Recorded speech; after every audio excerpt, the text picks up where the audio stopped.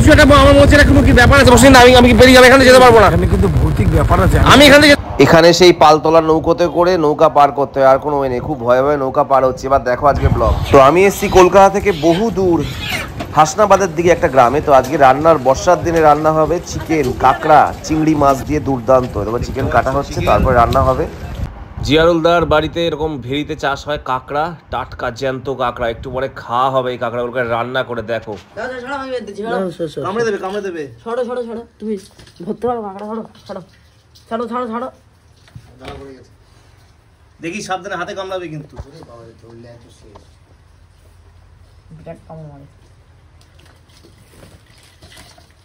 দেখো কিভাবে একটা কাঁকড়া চেপে ধরেছে।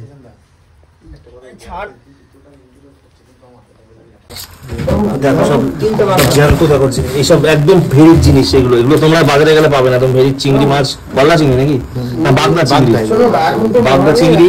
এরকম বাগদা চিংড়ি এর দোকানে চলে এসছে, বাগদা চিংড়ি। তারপরে আছে কাঁকড়া। ধরতে খুব ভয়, ধরলে আঙুল খেয়ে নেবে। আমার ধরা অভ্যাস, সাবধানে ধরিস। আমার ধরা অভ্যাস হচ্ছে। দেখো শোল মাছ বড়শি দিয়ে ধরে এনেছে। কি করে ধরলি এত বড় শোল মাছ? ওই দাঁড় দিয়েছিলাম।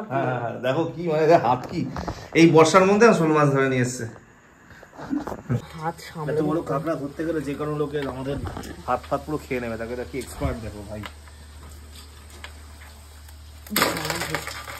করেছিস? এই দেখো শোল মাছ 20 কিলো ওজনের শোল মাছ ধরেছে। 20 কিলো ওজনের। আর পড়ে যাবে বাবারে। ছাড়িয়ে লাফাত ছাড়ি দিয়েছে।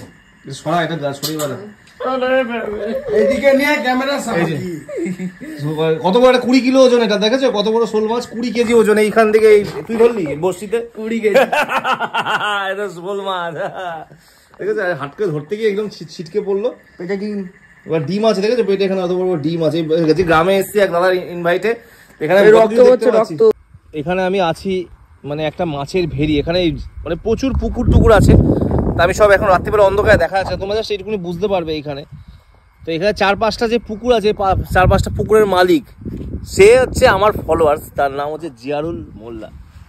তো তার ইনভাইটে আজকে আমি এসেছি। অনেক ভিডিও আমি অলরেডি ছেড়েছি। মানে এই জায়গাটা দেখলে তোমরা যদি কোনো আসো, তোমাদের মনে হবে স্বর্গে এসছি। আমি সিরিয়াস বলি, স্বর্গে এসছি। মানে এত ভালো পরিবেশ, আমি তোমাদের নিজের মুখে বলে বোঝাতে পারবো। যদি কোনো আসো, কি দীঘা কি পুরী। এই যে চারপাশে দেখছো, এইদিকে আমি পুরো দেখাতে, এদিকে বিশাল বড় নদীর মতো ভেরি। মানে পুরো চারপাশে বিশাল বড় বড় মনে হচ্ছে নদী বা ঝিলের মাঝখানে দ্বীপ। ওইখানে আমি দাঁড়িয়ে আছি।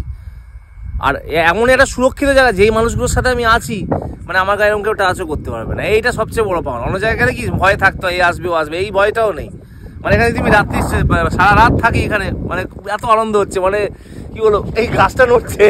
তো এইখানে খুব মজা করছে আজকে। আর কি আছে, ভিডিওর জন্য আজকে প্রচুর মানুষের কাছে পৌঁছেছি। এই জিনিসটা এর থেকে বড় কিছু হতে পারে না। এই হট করে দাদা বলছে ওটা কি দেখা যাচ্ছে দাদা? ওই যে হলুদ গাড়ি, বুঝতেই পারছি না ওটা কি। আমরা হট করে গ্রামের এখান দিয়ে আসছিলাম, হট করে একটা জিনিস দেখতে পাই। ওটা ভালো করে দেখো, ওটা একটা অদ্ভুত জিনিস দেখলাম বন্ধুরা। আমার খুব ভয় লাগছে। এখন হট করে জিনিসটা দেখলাম গায়েব হয়ে গেল। তুমি এখানে কোথায় নিয়ে এসছো বলো তো? এগুলো না, আমি অনেকদিন তো এই এলাকায় আসি না, আমি বুঝতে পারিনি। এমন অদ্ভুত জিনিস দেখলাম। এগুলো কি হচ্ছে এগুলো বলো তো? দেখো এখন আর দেখা যাচ্ছে না। এইখানটা ছিল, এইখানটা দেখা যাচ্ছে। অদ্ভুত জিনিস হলো কি বানা এগুলো বলো তো? চলো বেরিয়ে যাই।